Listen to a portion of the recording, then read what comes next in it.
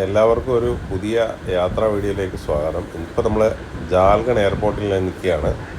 നമ്മൾ ഇന്നലെ ജാൽഗണിൽ എത്തിയിട്ടുണ്ടായിരുന്നു. ഇന്ന് ജാൽഗണിൽ നിന്ന് നമ്മുടെ പ്രോഗ്രാം എല്ലാം കഴിഞ്ഞിട്ട് തിരിച്ച് പൂനെ വഴി തിരുവനന്തപുരത്തേക്ക് പോകുന്ന യാത്രയാണ്. ജാൽഗണിൽ നിന്ന് പൂനെയിലേക്ക് പോകാൻ വേണ്ടി നമ്മൾ പോകുന്നത് ഫ്ലൈ 91-ൻ്റെ ഫ്ലൈറ്റാണ്. ജാൽഗണിൽ നിന്ന് ഹൈദരാബാദിലേക്ക്, പൂനെയിലേക്ക്, ഗോവയിലേക്ക്, അതുപോലെ തന്നെ ബോംബെയിലേക്കൊക്കെ ഫ്ലൈറ്റ് ഉണ്ട് അവരുടെ ഫ്ലൈ 91-ൻ്റെ. ഇത് നമ്മളങ്ങനെ സെക്യൂരിറ്റി ചെക്കൊക്കെ കഴിഞ്ഞ് ചെറിയൊരു ഡൊമസ്റ്റിക് എയർപോർട്ടായിട്ടുള്ള ജാൽഗൺ എയർപോർട്ടിൻ്റെ അകത്തേക്ക് കയറി. ഇതാണ് അവിടുത്തെ കാഴ്ചകൾ. നമുക്കിരിക്കാനുള്ള ചെറിയ ബെഞ്ചും കാര്യങ്ങളൊക്കെ ഉണ്ട്. ഒരു കുട്ടി എയർപോർട്ടാണ്. നമ്മുടെ ബാഗേജൊക്കെ ചെക്ക് ചെയ്യുന്നത് ഇവിടെ ഈ ഒരു സ്ഥലത്താണ്. സെക്യൂരിറ്റി ചെക്കിൻ്റെ പോയിൻ്റ് ഉണ്ട്. അപ്പം ഫസ്റ്റ് കയറി വരുമ്പോൾ തന്നെ കാണുന്നൊരു സ്ഥലം ഇതാണ്. ഇവിടെ നിന്ന് കഴിഞ്ഞാൽ എയർപോർട്ടിൻ്റെ റൺവേ ഒക്കെ ആ സൈഡിൽ കൂടെ കാണാം. ബോർഡൊക്കെ വെച്ചിട്ടുണ്ട് ഇവിടെ നിന്നുള്ള ഫ്ലൈറ്റുകളുടെ സമയം. ഇവിടുന്ന് രാത്രിയിലാണ് ഗോവയ്ക്ക്. അപ്പോൾ ഇവിടെ അറിയാൻ കഴിഞ്ഞതെന്ന് വെച്ചാൽ പൂനെക്കും ഗോവയ്ക്കും ഒക്കെ നല്ല തിരക്കാണ് ഇവിടുന്ന് ഫ്ലൈറ്റിനെന്ന് അറിഞ്ഞു. പിന്നെ ഫ്ലൈ 91-ൻ്റെ ഫ്ലൈറ്റാണ്. അതിൽ 22 സീറ്റൊക്കെയാണ് വരുന്നത്. ചെറിയ ഇതാണ്. അപ്പോൾ നമ്മൾ സെക്യൂരിറ്റി ചെക്ക് കഴിഞ്ഞ് അകത്ത് കയറി. രണ്ടാമത്തെ ചെക്കിങ് കഴിഞ്ഞു. കയറി വരുമ്പം നമുക്കിരിക്കാനുള്ള ഒരു ഏരിയയൊക്കെ ഇവിടെ ഉണ്ട്. ഒരു ചെറിയ ഷോപ്പുണ്ട്. കണ്ടോ, സ്നാക്ക് ബാർ എന്ന് പറഞ്ഞിട്ടൊരു ചെറിയ ഷോപ്പൊക്കെ ഉണ്ട്. അങ്ങനെ അതൊക്കെ കഴിഞ്ഞ് നമ്മളിവിടെ വന്ന് കുറച്ച് നേരം അങ്ങനെ ഇരുന്നു. ഏകദേശം ഒരു മണിക്കൂർ മുമ്പൊക്കെ ഇവിടെ നമ്മൾ അകത്ത് കയറി ഇരിക്കുകയാണ്. ആളുകളൊക്കെ വരുന്നേ ഉള്ളൂ.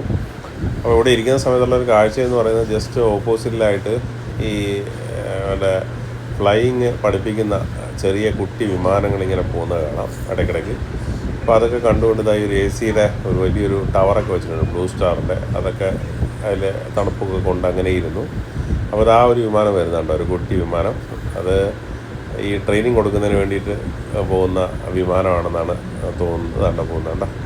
ഇങ്ങനെ കുറേ വിമാനങ്ങൾ അങ്ങോട്ടും ഇങ്ങോട്ടുമൊക്കെ പോകുന്നത് കണ്ട് ഈ തരത്തിലുള്ള ചെറിയ വിമാനങ്ങൾ എയർപോർട്ടിൽ.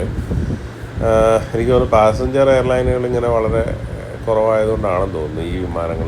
വേറെ വിമാനം വന്ന് ഇറങ്ങിയതാണ്. അപ്പോൾ ഇതൊക്കെ കണ്ടുകൊണ്ടിങ്ങനെ ഇരിക്കുകയാണ്. എല്ലാ ആളുകളും ഇങ്ങനെ കാഴ്ചകളൊക്കെ കണ്ടുകൊണ്ടിരിക്കുന്നു. നമ്മളവിടെ കുറേ നേരം അങ്ങനെ ഇരുന്നു. എന്നിട്ട് നമ്മുടെ കൂട്ടത്തിൽ കുറേ ആളുകൾ പൂനെയിലേക്കൊക്കെ പോകുന്ന ആളുകളൊക്കെ ഉണ്ട്. അവരുടെയൊക്കെ കാര്യം പറഞ്ഞ് അങ്ങനെ ഇരിക്കുകയാണ്. അപ്പോൾ കണ്ട് നമുക്ക് പോകാനുള്ള ഫ്ലൈ 91-ൻ്റെ വിമാനം വന്നു. ഇതാണ് വിമാനം. എന്തായാലും ഈ വിമാനം നമ്മൾ ഇങ്ങോട്ട് വന്ന ഫ്ലൈ 91 അഹമ്മദാബാദിലെ വിമാനത്തിനെ പോലെ തന്നെ ഇരിക്കുന്ന ഒരു വിമാനമാണ്. അതിനെ അതുപോലത്തെ ആ സ്റ്റൈലുള്ള വിമാനമാണ്. അപ്പോൾ അവിടെ ഇരുന്ന് ഒരു പുള്ളി പറഞ്ഞിട്ടുണ്ടായിരുന്നു, ഇതേപോലത്തെ വിമാനമാണ് ഗോവയ്ക്ക് പോകുന്നത്. പുള്ളി ഗോവയ്ക്ക് പോയിട്ടുണ്ടായിരുന്നു. നമുക്ക് 4 വിമാനം എന്തോർക്കും ഉണ്ട്. എനിക്കറിയില്ല എൻ്റെ എക്സാക്ട് നമ്പർ എന്നാണ് പറഞ്ഞ പുള്ളി. അങ്ങനെ വിമാനം നമ്മുടെ അവിടെ റൺവേയിലേക്ക് ഇറങ്ങി അങ്ങോട്ട് വരികയാണ്. പാസഞ്ചേഴ്സ് എന്നെയും കൊണ്ട് പൂനെയിൽ നിന്ന് ഇങ്ങോട്ട് വന്നേക്കുന്ന പാസഞ്ചർ. അങ്ങനെ നമ്മളെ വിമാനം വന്ന സമയം നമ്മളെല്ലാവരെയും ഇറക്കി ഇവിടെ നിർത്തി. 3 വരിയായിട്ടൊക്കെ ഈ വെളിയിൽ ഇറക്കി നിർത്തിയിട്ടുണ്ടായിരുന്നു. അങ്ങനെ വെളിയിൽ നിന്ന് ഈ വിമാനത്തിൻ്റെ അകത്തേക്ക് കയറാൻ വേണ്ടിയിട്ടുള്ള തയ്യാറെടുപ്പിൽ എല്ലാവരും കൂടെ നിൽക്കുകയാണ്. കണ്ടോ, അവിടുത്തെ കാഴ്ച ഇങ്ങനെയാണ്. ഇത് ഡിപ്പാർച്ചർ ബോർഡുണ്ട്. ആ കാഴ്ചകളൊക്കെ കണ്ടുകൊണ്ട് നമ്മളിവിടെ നിൽക്കുകയാണ്. കണ്ടോ, എല്ലാവരും പെട്ടി നോക്കി നിൽക്കുന്നുണ്ടല്ലോ. നേരെ കാണുന്നത് റൺവേ ആണ്. അപ്പോൾ ഈ കാഴ്ചകളൊക്കെ കണ്ടുകൊണ്ട് അവിടെ നിൽക്കുകയാണ് നമ്മൾ റൺവേയിൽ. നമ്മളെ ഫൈനലി അങ്ങോട്ട് വിട്ടു.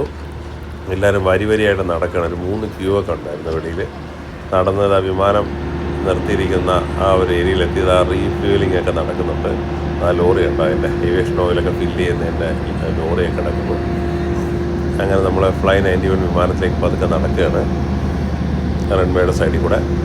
വന്നപ്പോൾ ഇതുപോലെ തന്നെ നമ്മളിവിടെ ഇറങ്ങി നടന്നാണ് പോയത്. അതുപോലെ തന്നെയാണ് ഇവിടുത്തെ ഫെസിലിറ്റി. ATR വിമാനമാണ്. അപ്പോൾ അതിൻ്റെ അടുത്തേക്ക് നടക്കുകയാണ്. അവിടെ ഒരു ചെറിയൊരു എന്താ പറയുക, ചവിട്ടി കയറാനുള്ളൊരു സ്പേസൊക്കെ വെച്ചിട്ടുണ്ട്. അതുവഴിയൊക്കെ അങ്ങ് കയറി പോകണം. ഫ്രണ്ടിൽ ലഗേജൊക്കെ അവർ കയറ്റുന്നുണ്ട്. അപ്പോൾ ഞാനോട് വന്നപ്പോൾ എനിക്ക് ഏകദേശം ഫ്രണ്ടിലായിട്ടാണ് സീറ്റ് കിട്ടിയത്. അപ്പോൾ അവരോട് ബാക്കിലോട്ട് ഇരിക്കണമെന്നൊക്കെ ചോദിച്ചു. അപ്പോൾ ഞാൻ പറഞ്ഞു വേണ്ട, ഫ്രണ്ടിൽ തന്നെ ഞാൻ ആ ഒരു പോയിന്റിൽ തന്നെ ഇരുന്നോളാം എന്നൊക്കെ പറഞ്ഞു.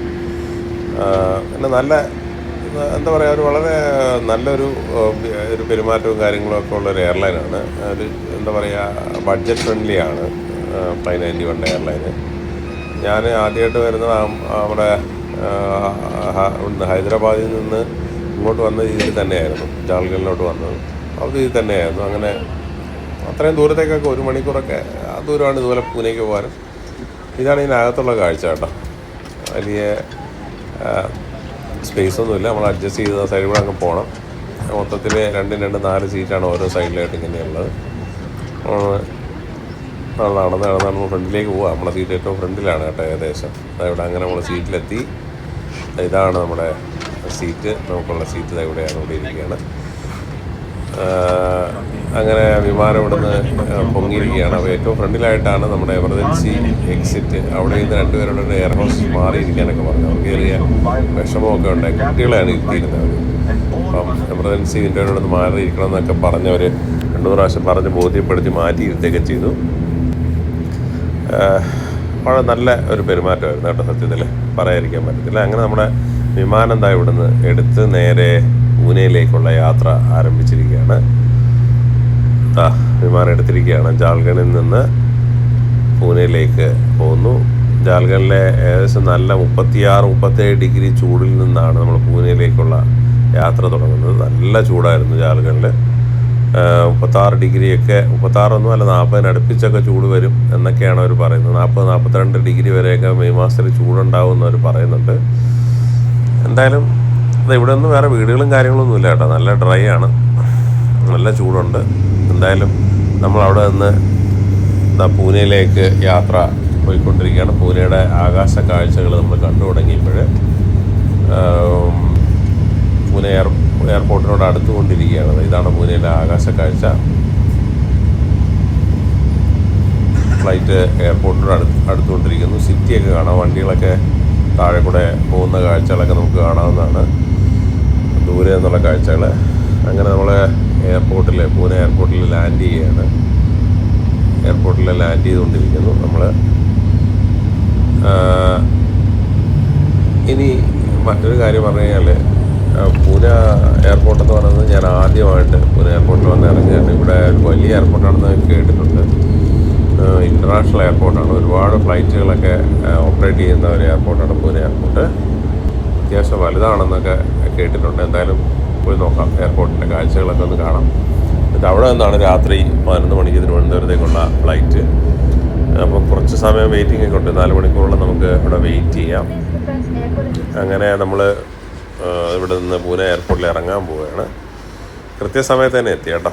ഏകദേശം ഒരു 10 മിനിറ്റ് ലേറ്റായിട്ടാണെങ്കിൽ ഇവിടെ കറക്റ്റായിട്ട് വന്നു. നമ്മളങ്ങനെ പൂനെ എയർപോർട്ടിനകത്തേക്ക് എത്തിയിരിക്കുകയാണ്. ഇനി ഇവിടെ പോയിട്ട് നമ്മൾ എന്ത് ചെയ്യണം, ഡൊമസ്റ്റിക് ട്രാൻസ്ഫറിന് പോകണം. ആ ഏരിയയിൽ കൂടെയാണ് ഡൊമസ്റ്റിക് ട്രാൻസ്ഫറിന് പോയി. നമ്മളങ്ങനെ ഡൊമസ്റ്റിക് ട്രാൻസ്ഫറിലെത്തി.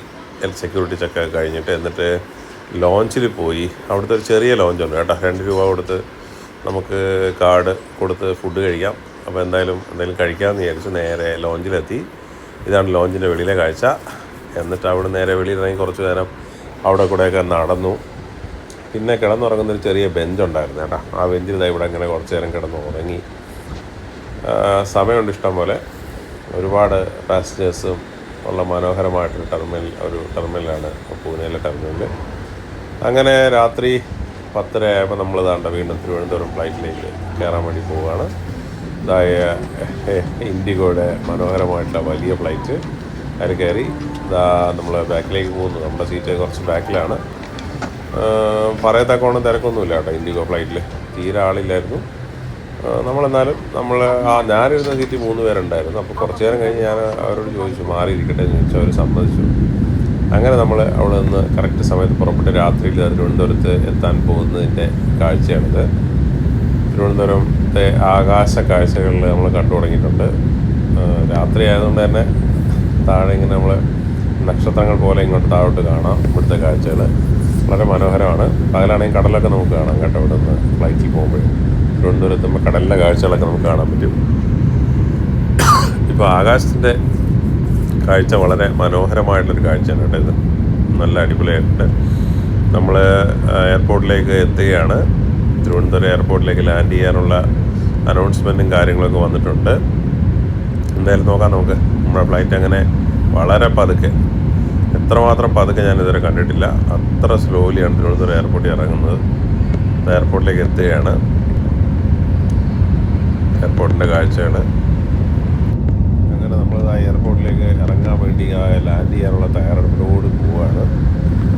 ഇത്രയും സ്ലോലി ഞാൻ ഇതുവരെ ലാൻഡ് ചെയ്തിട്ടില്ല കേട്ടോ. പക്ഷേ എനിക്കിങ്ങനെ എന്താണെന്ന് അറിയില്ല, തിരുവനന്തപുരം എയർപോർട്ടിൽ എത്തുമ്പോൾ നമുക്ക് വല്ലാത്തൊരു ചെവിയൊക്കെ വല്ലാത്തൊരു എയർ ബാലൻസിൻ്റെ വിഷയം ഉണ്ടാകുന്നു തോന്നാറുണ്ട് എപ്പോഴും. ബാക്കിയുള്ള എയർപോർട്ടുകളിലൊന്നും അങ്ങനെ തോന്നാറില്ല. തിരുവനന്തപുരം എയർപോർട്ടിൽ ഇറങ്ങുമ്പോൾ ഒരു അസ്വസ്ഥത തോന്നാറുണ്ട്. അങ്ങനെ നമ്മൾ ഇവിടെ വന്ന് ഇറങ്ങി. തിരുവനന്തപുരം എയർപോർട്ടിൻ്റെ വെളിയിലുള്ള കാഴ്ചയാണ്, എക്സിറ്റ് പോയിന്റ് വരുമ്പോൾ കാഴ്ചയാണ്. വളരെ മനോഹരമായിട്ടുണ്ട് കാണാൻ. അങ്ങനെ അവിടുത്തെ കാഴ്ചകൾ കണ്ടിട്ട് ലഗേജൊക്കെ എടുക്കാൻ വേണ്ടി അവിടെ അനൗൺസ്മെൻ്റൊക്കെ വന്നിട്ടുണ്ട്. നമുക്ക് ഹാൻഡ് ബാഗ് മാത്രമായിട്ട് നമുക്ക് അങ്ങനെ നമ്മൾ ഫൈനലി തിരുവനന്തപുരം എയർപോർട്ടിൻ്റെ വെളിയിൽ എത്തിയിരിക്കുകയാണ്. അപ്പോൾ വീഡിയോ ഇവിടെ നിർത്തുകയാണ്. പൂനെ എന്നുള്ള കാഴ്ചകൾ. താങ്ക്സ്.